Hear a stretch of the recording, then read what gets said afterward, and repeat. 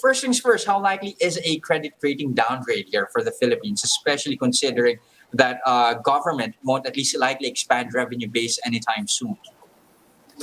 So, under our baseline assumption for the Philippines um, fiscal trajectory, when we're looking at revenues and debt, we are looking at central government revenues uh, stabilizing somewhere at about 15% of GDP. And under our baseline, the general government debt to GDP peaks in 2023, and it slowly starts to decline.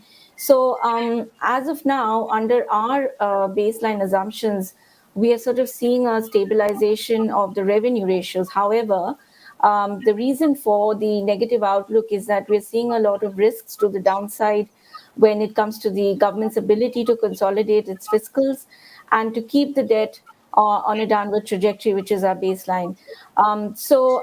If you're asking the question, what are some of the factors that we will be considering and that could lead to a further negative rating action, it will really come from what our negative rating drivers are at this point in time, which is if we find that the debt to GDP ratio continues to go up, that could be a reason for negative rating action. And also the weaker medium term macroeconomic prospects combined with declining policy credibility, which could lead to us removing the current plus one uplift that we give from the SRM score.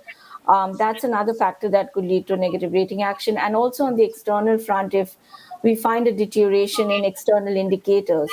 So essentially, this is what we're focusing on when we're thinking of, say, taking a further negative rating action on the Philippines.